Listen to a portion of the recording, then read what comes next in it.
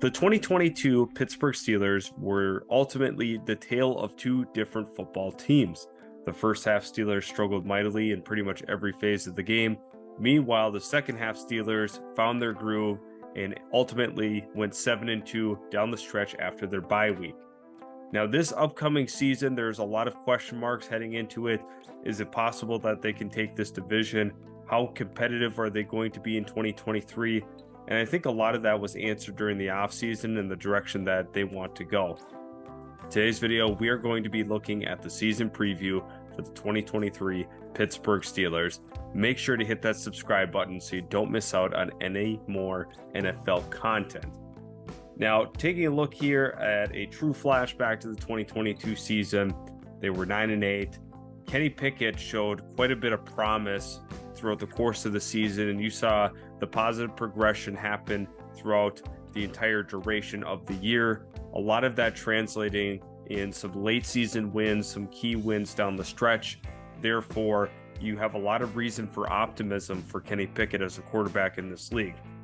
Like I previously stated, 7-2 down the stretch from the bye week on was a massive W for them. They ended up figuring it out, but it was a little too late considering how they had started the season so poorly, which made it a uphill battle where they almost got themselves ultimately to the big dance, get themselves in postseason position, but it just was not enough. Now, a lot of this hinged on some of the offensive line struggles that ensued, which ultimately led to some early season issues with Najee Harris, which we saw a little bit of a regression for him. Now, you saw a little bit of a dip in terms of the yards per carry, but the main thing that you saw that was a true difference from the previous season was the fact that his catch number went down by almost 30.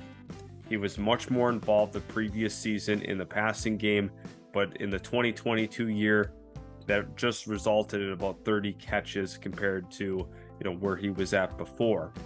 So Najee Harris saw a little bit of a regression. Jaylen Warren ended up getting a little bit more work as well. That partially factored into it. But looking at this team, they were 9-8. But what was really most impressive to me is how after Mike Tomlin during the bye week ended up figuring out some things, and they were able to be much more competitive down the stretch of the season, winning on the road, winning at home. He was able to do both effectively. Offensive line was a big focus point for this team going into the offseason, specifically at that left tackle spot. So kind of jumping into some of the offseason additions in terms of free agency, Patrick Peterson, Cole Holcomb, Landon Roberts, LaRaven Clark, Keanu Neal, all of which to me were big impact signings. Patrick Peterson had a really nice season with Minnesota last year. Was actually one of the top cornerbacks in the NFL, especially in his man-to-man.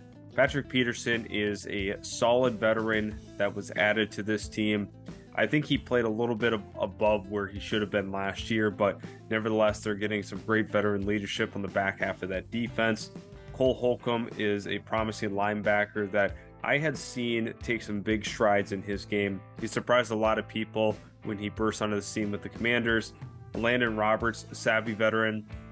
He is going to be the perfect fit into this, Steelers second level of that defense. LaRaven Clark is going to likely see some play time at some point, and Keanu Neal, looking at the course of his career, continues to bounce around, but nevertheless, I think he's an impact player that can help out this Pittsburgh Steelers defense. So looking at some of the draft picks, let's review, because at the tackle spot, this is where a lot of the priority and the focus was this offensive line did not give Kenny Pickett enough time to throw and did not open up enough running lanes for Najee Harris to be more effective in terms of his actual efficiency. So to me, Broderick Jones was a massive get for them.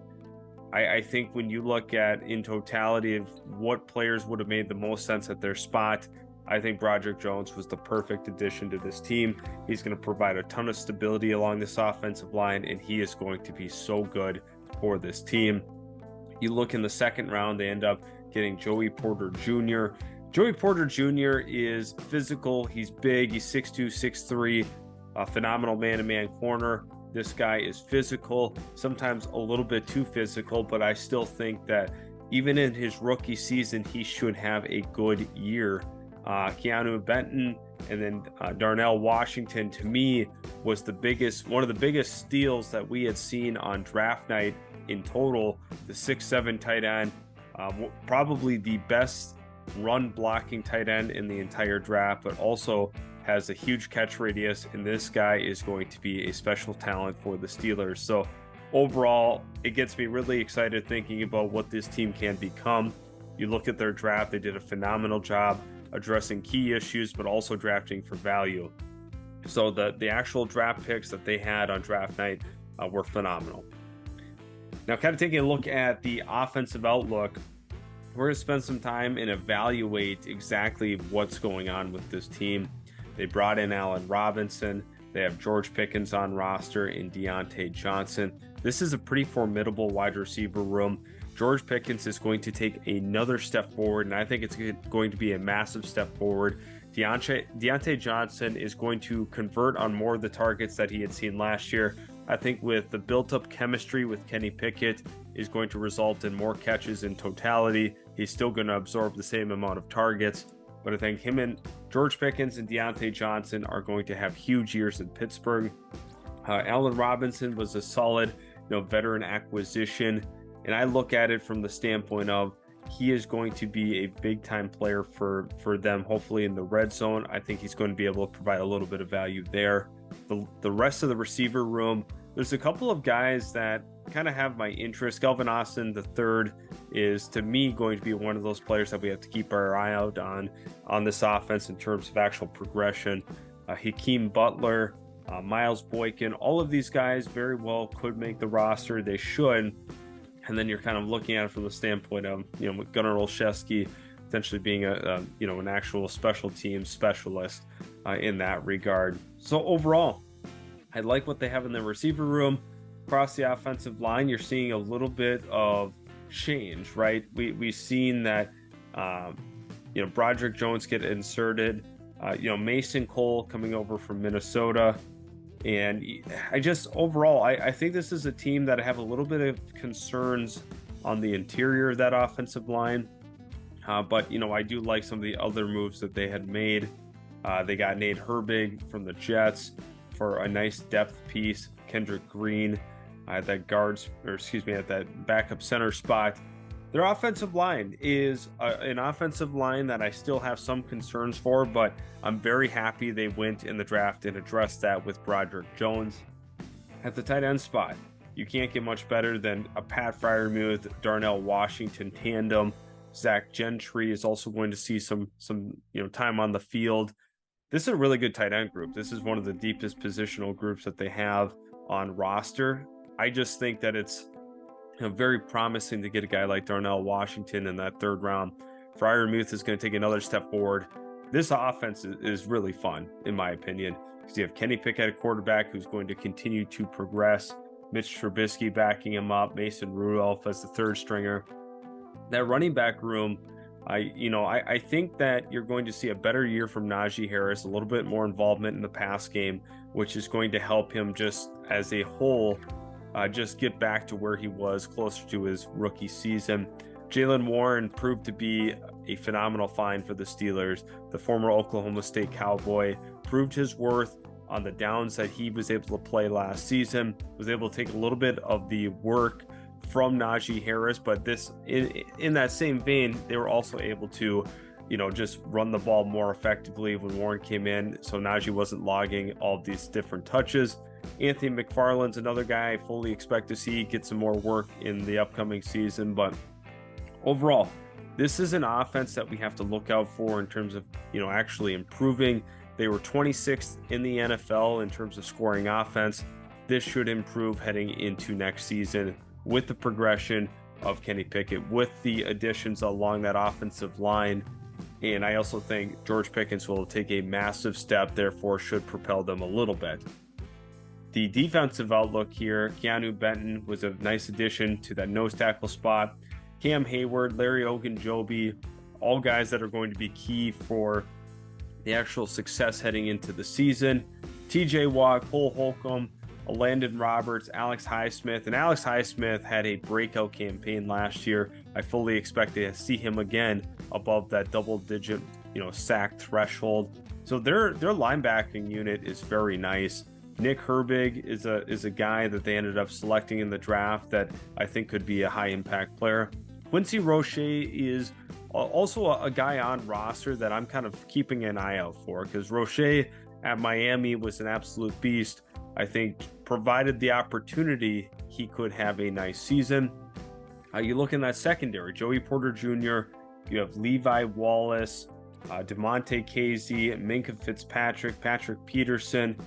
This is a pretty solid secondary. You see Pittsburgh pulls Chandon Sullivan and Patrick Peterson from the Minnesota Vikings of last year. I'm just kind of looking in totality here. Miles Killebrew, another key component to this team. But, Minkah Fitzpatrick is going to have another, all-pro-like season.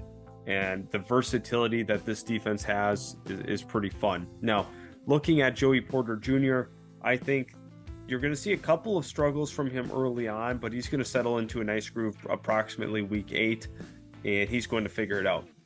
He has all of the physical tools and all the ability in the world to make a huge impact on this defense moving forward. And I think with the additions of the veterans in the middle, with Cole Holcomb and Landon Roberts, I think Landon Roberts was probably one of the more underrated signings of the offseason. He's going to help out the second unit, the second level of this defense extremely, throughout the course of the season. So overall, this defense was 10th in scoring defense last year. Very impressive defensive unit. Mike Tomlin always seemingly has strong defensive units. So this is a good team moving forward.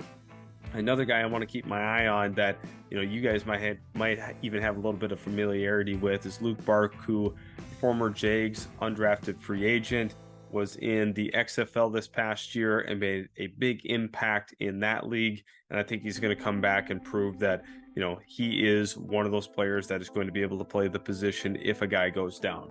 So defensively, they're looking good. Top 10 last year in scoring defense, and I firmly expect the same heading into this year. Now, taking a look at the actual record predictions, I have them going 10-7. Some people might think this is a little bit lofty in terms of expectations for them, but I don't see why not. They have a slightly favorable schedule, especially weeks, basically 2 through 4, I think are all winnable. Getting Cleveland at home, you get to go out to Las Vegas and Houston.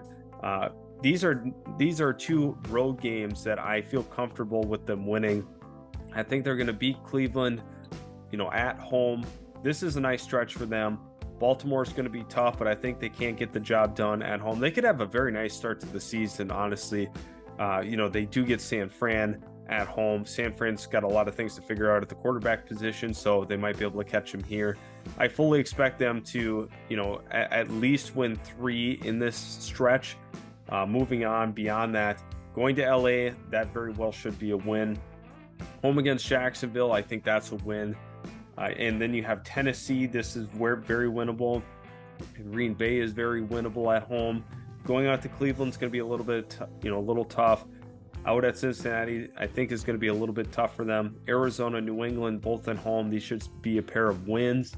You have Indianapolis on the road. That should still be a win despite them being on the road here. This is another tough game because Cincinnati and Pittsburgh always play very closely. And I think that this very well could result in a win for the Steelers. And then obviously you have Seattle and Baltimore to close out the year. Tough to win on the road in Seattle as well as Baltimore. But in totality, I do have them going 10-7. This should be a nice year for the Pittsburgh Steelers. They were very close last year in terms of, that 9-8 record, but I think 10-7 is a very respectable record. They're going to be a postseason team. Mike Tomlin is going to be looked upon favorably again in this city. I think that this team is so good defensively that it's going to help them out. Offensively, they should, take a little bit of a jump from 26 on scoring to, probably top 20, I would have to assume. So that is my Pittsburgh Steelers season preview. If you do enjoy NFL content, Make sure to hit that subscribe button. Also leave a like on today's video if you did like what you had seen. So thanks again, and we'll catch you in the very next Utility Sports Plus video.